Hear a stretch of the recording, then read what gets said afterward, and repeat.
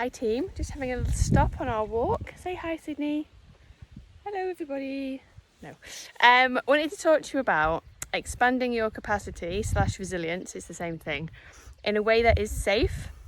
And this is so important because lots of you have really big goals and big dreams and stuff that you want to do in your lives, and that requires you to have the capacity to do more, right? And I'm speaking to those of you that have got burnout in your past or burnout in your present, or you've got an autoimmune disease, or there's stuff going on that means that actually just pushing comes at a cost. And by the way, those of you that haven't got burnout in your past or present and haven't got an autoimmune disease, the pushing still comes at a cost, which is that you just might not have experienced it yet. So how do we go about doing the great things that we want to in our lives without it negatively impacting our health and well-being, whether that's short-term or long-term? Because I think a lot of the time we can so focus on the now and the present and the pushing and just doing the next thing and the next project and the next whatever, but you aren't thinking about, what does this mean for me down the line? What is the cost of me doing this thing? Okay, so in nervous system language, what we are talking about when we talk about increasing our capacity or our resilience is increasing the space that we've got, the amount of stuff that we can do without it dysregulating our nervous system. So without it pushing us into a massive unhealthy stress response, or without it overwhelming us so much that we get pushed down into more of a freeze response. And that, in technical terms, that bit is your window of tolerance. So your window of tolerance is the amount of stuff that you can handle without becoming dysregulated. And the window of tolerance looks different for every single person, okay? Which means that the protocol looks different for every single person. And a lot of you are trying to apply protocols, or you're listening to other people putting protocols out there that are actually going to cause you more harm than good, short term, medium, long term, or all three, okay? So what I wanted to do today was just talk through a little bit about, well, what does expanding the capacity look like, and how do you do it in a way that is safe so that you can still achieve your big goals and your big dreams, but without it coming at a cost to your health. Because fundamentally, you need your health, because if that's gone, you're doing none of it, right? You're doing none of it because you're going to have to focus on getting well.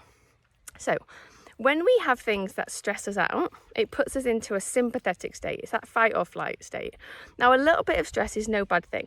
But when the stress is too much for your system at a particular point in time, it creates overwhelm in the body.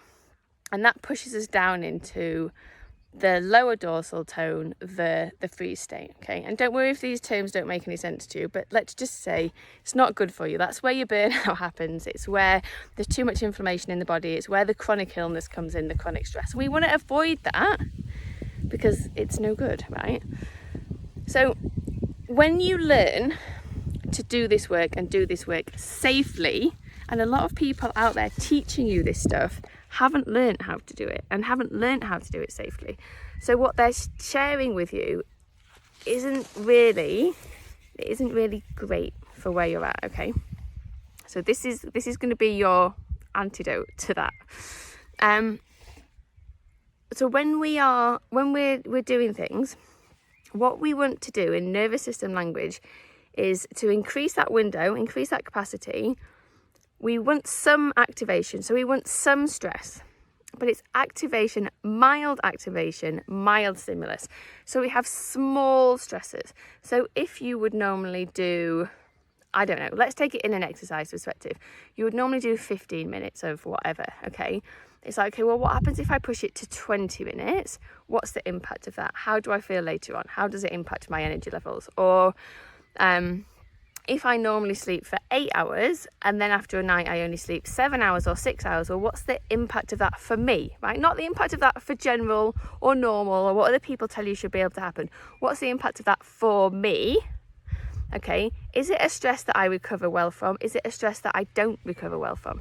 Because when we don't recover well from stuff, we want to not do it. And so it's about little bits. And again, the kind of technical term is titration. So we do something that's a little bit of a stressor, and then we get ourselves back into that window of tolerance. Okay, so little bits that push us out, and then we see how quickly we come back. And over time, those little small bits of stressors expand that window, and then all of a sudden your capacity is bigger, so it goes from here to here. Okay, now if we're here and we're constantly trying to do stuff that pushes us way outside, even if you can do it, because let's be clear, right? You're all high performing, you're all high functioning, and you're the pushers. You're the pushers because I'm a pusher, right? And we attract what we are. And so you might be really used to overriding and pushing and pushing and pushing, okay? But that comes at a cost. So this is about, where can I push myself to that I then recover, so there is an overall net neutral reaction rather than a negative one.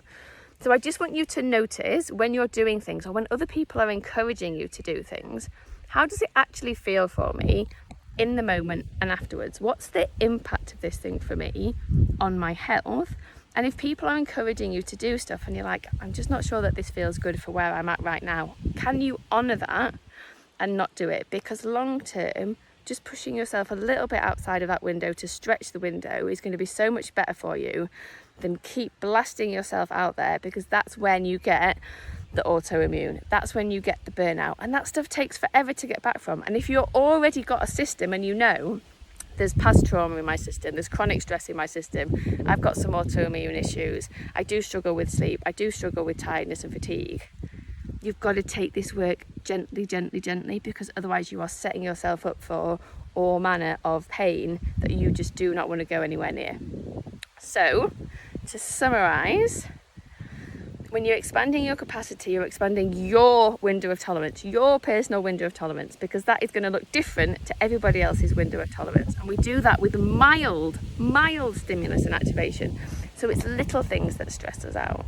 It's going into, stuff that you want to talk about that's uncomfortable, but just for a little bit and then coming back. It's going into the uncomfortable body sensations if you're doing body work with people. It's going into those body sensations, but it's not staying with that discomfort for too long. It's then finding somewhere in the body that feels good, that feels safe, that feels okay. So that little by little, we're teaching the body that it can do this stuff without being overwhelmed. But we don't pile it on, we don't try and do it all in one go. So those of you who are in your way, we are absolutely going into this in great detail in June in the Body Keeps the Score and It's Time to Play to Win programme.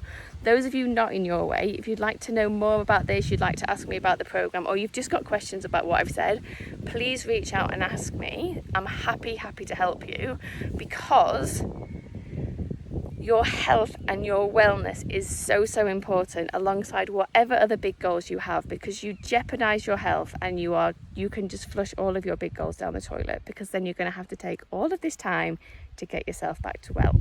Ask me how I know. Okay, I hope this was super helpful.